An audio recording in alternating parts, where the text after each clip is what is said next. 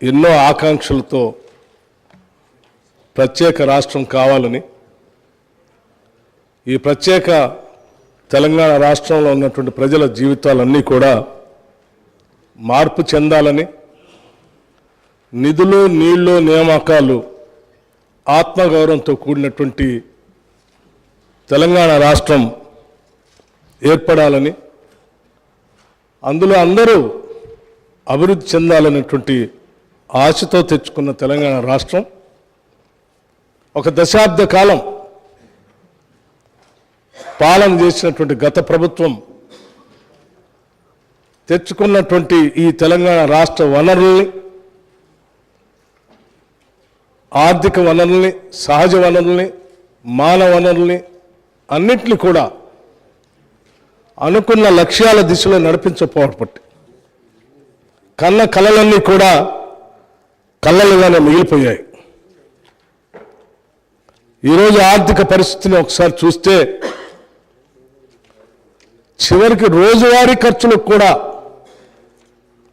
Ways and means ద్వారానో ఓడి ద్వారానో డబ్బులు తెచ్చుకొని పాలన చేసుకోవాల్సినటువంటి దుస్థితిలో ఈరోజు ఈ రాష్ట్ర పరిస్థితి ఉంది.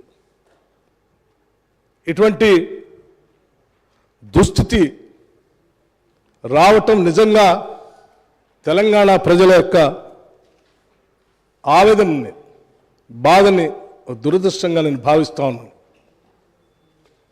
అందుకే ఈ దశాబ్ద కాలంలో జరిగినటువంటి ఆర్థిక అరాచకత్వాన్ని, జరిగినటువంటి తప్పిదాల్ని రాష్ట్ర ప్రజలందరికీ తెలియపరచవలసినటువంటి బాధ్యత, అవసరం.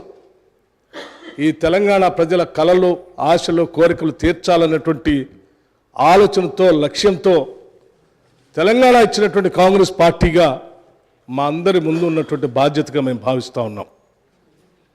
అందుకోసమే ఈ రాష్ట్ర ప్రజల ఆకాంక్షలను, కోరికల్ని నెరవేర్చడం కోసం ఈరోజు రాష్ట్రంలో ఉన్నటువంటి ఆర్థిక పరిస్థితి ఏంటి, ఇక్కడి నుంచి మనం మొదలు పెడితే మన భవిష్యత్తుని నిర్మాణం చేసుకోవటం కోసం ఏ రకంగా అడుగులు వేయాలి, ఏ రకమైనటువంటి ఆలోచనలు చేసుకోవాలి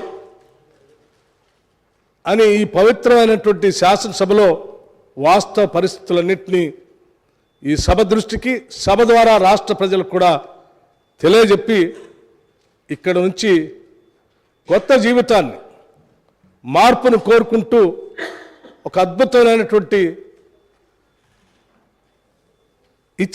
ప్రజలు ఇచ్చినటువంటి తీర్పుకి సహేతుకమైనటువంటి పాలన అందించాలన్నటువంటి ఆలోచనతోనే ఈరోజు ఈ శ్వేతపత్రాన్ని,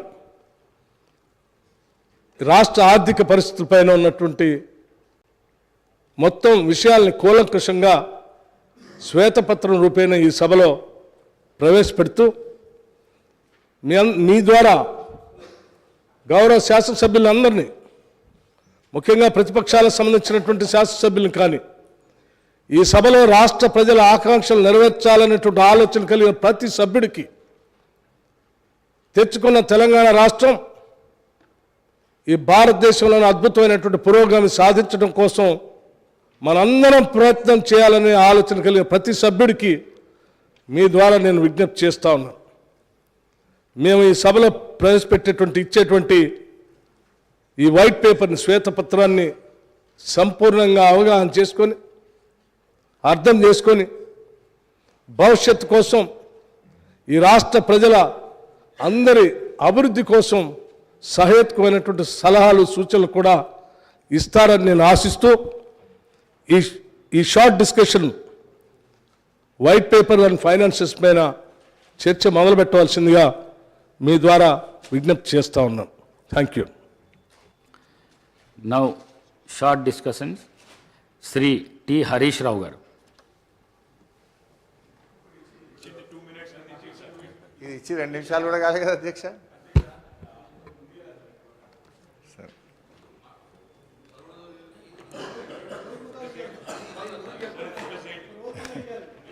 అధ్యక్ష, ఇప్పుడు గౌరవ ఉప ముఖ్యమంత్రి గారు బట్టి విక్రమార్క గారు 42 పేజీల బుక్ను మాకు ఇచ్చి 4 నిమిషాలు కాలేదు.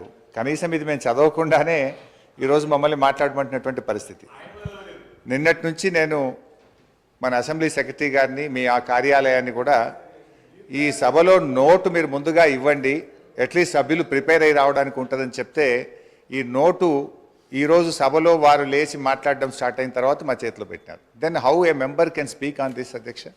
భవిష్యత్తులోనైనా నేను మీతో కోరేది ఒకటే, అట్లీస్ట్ ప్రభుత్వం టేబుల్ మీద పెట్టేటువంటి పేపర్ను ముందు రోజు సభ్యులకు ఇచ్చినట్టయితే సభ్యులు ప్రిపేర్ అయ్యి రావడానికి ఉంటుంది. రెండవది అధ్యక్ష మీతో ఒక సబ్మిషన్.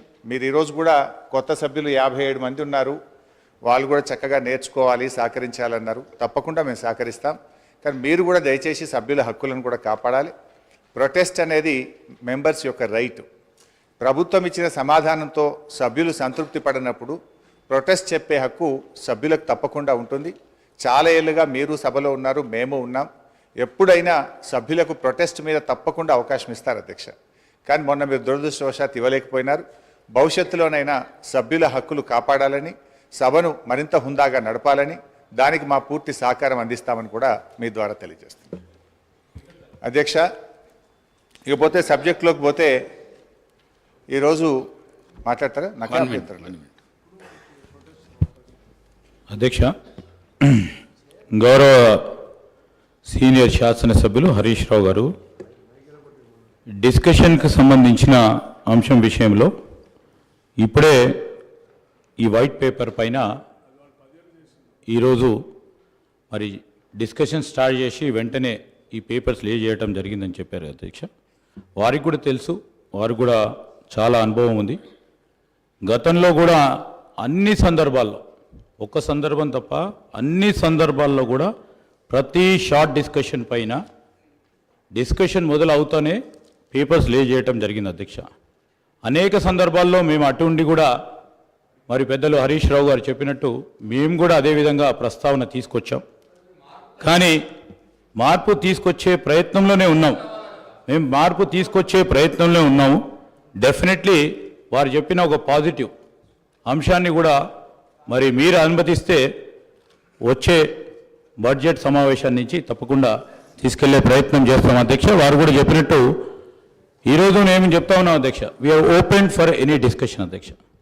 కానీ పాజిటివ్ క్రిటిసిజం, కన్స్ట్రక్టివ్ క్రిటిసిజం చేస్తే వీఆర్ ఓపెన్. కానీ ఇన్స్టిగేట్ చేసే ఓ కార్యాచరణ తీసుకుంటే మాకు కూడా, మా గౌరవ సభ్యులు కూడా ఇన్స్టిగేట్ అవ్వడానికి అవకాశం ఉంటుంది కనుక నేను గౌరవ సభ్యులను కోరుతా ఉన్నాను. వారు చెప్పింది డెఫినెట్లీ మేము గతసారి కూడా గత శాసనసభలో కూడా అడిగాం, మనం డిసెంట్ చెప్పడానికి అవకాశం ఉండాలి, వాయిస్ ఉండాలని. తప్పకుండా వారు చెప్పిన ఒక సూచికను మీరు అనుమతిస్తే మేము పరిగణలోకి తీసుకోవటం జరుగుతుంది మనవి చేస్తున్నాం అధ్యక్ష.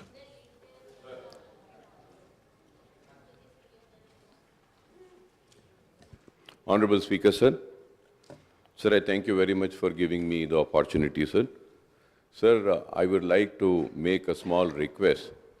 I know what Honorable Legislative Affairs Minister Saab has just mentioned about laying of a statement by the government for the short discussion.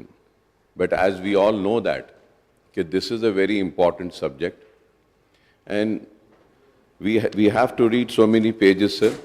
It's almost some 40 pages of book. So through you, I just want to make one request, because we can have a fruitful discussion, we can have a good discussion, and we can also come up with good suggestions as a constructive opposition. If you could give us a tea break of at least 40 minutes or an hour, I'll be very thankful to you, sir. We will be able to read this, sir. Sir, without reading this, if I have to come and talk, sir, I have been an old member.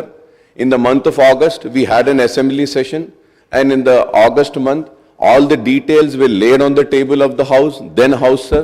All the finances were also laid. So we will be talking about what was we informed in the month of August. We would like to talk on this book, sir. So I request, if everybody agrees, through you, I request the Honorable CM Saab also, Finance Minister Saab also, at least tea break for 1 hour, sir. Just 1 hour, at least 40 minutes, we can just read this and come up with good suggestions, sir.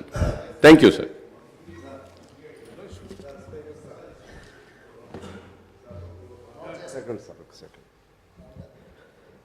Harish Rao గారు అలాగే అక్బర్ గారు చెప్పిన విధంగా మాలాంటి వాళ్ళకు కూడా కొద్దిగా ఇబ్బందిగానే ఉంది. దయచేసి ఈరోజు షార్ట్ డిస్కషన్ సంబంధించి ఈ నోటు ప్రవేశపెట్టిన ఆర్థిక శాఖ మంత్రి ఉప ముఖ్యమంత్రి గారు వారి వివరణ ఫస్ట్ ఈ నోటు రూపంలో కాకుండా వారు ప్రసంగ రూపంలో వారు ఈ పూట మాట్లాడిన తర్వాత కొద్దిగా మాకు రేపటి వరకు అవకాశం ఇస్తే దీనికి సమగ్రమైనటువంటి చర్చలు జరగడానికి వీలుంటాయి అనేది నా భావన. ఆ మేరకు మీరు పరిశీలన చేస్తారని ఆశిస్తున్నాను. శ్రీధర్ బాబు. సార్, పెద్దలు అక్బరుద్దీన్ గారిని సాంబశివరావు గారు చెప్పిన విషయాలకు సంబంధించి మాకు కూడా మొత్తం వ్యవహారాలకు సంబంధించి శాసనసభ వ్యవహారాలకు సంబంధించి ఒక మార్పు తీసుకురావాలి అనే అంశంతో ఈరోజు వారు చెప్పిన సలహా సూచనలు తప్పకుండా మీరు అనుమతిస్తే డెఫినెట్లీ సార్ వారు చెప్పిన సలహా ప్రకారం మీరు టీ బ్రేక్ ఇచ్చి మేము ఒక మంచి ఆలోచనతోనే రాబోయే కాలంలో ఈ ఆర్థిక వ్యవస్థను మెరుగుపరిచే ప్రయత్నంలో ముందుకు వెళ్తున్న తరుణంలో వారిచ్చే మంచి సలహా సూచనలు తీసుకెళ్లే ప్రయత్నంలో ఉన్నాం కాబట్టి మీ అనుమతితో డెఫినెట్లీ మీరు టీ బ్రేక్ తర్వాత చర్చకు మొదలు పెడతాం అధ్యక్ష. పెద్దల హరీష్ రావు గారికి అయితే అవసరం లేదు అధ్యక్ష, ఎందుకంటే వారు అనుభవజ్ఞులు, వారు మొత్తం ఆర్థిక నేను అందుకోసమే చెప్తా ఉన్నాను అధ్యక్ష. Sir tea break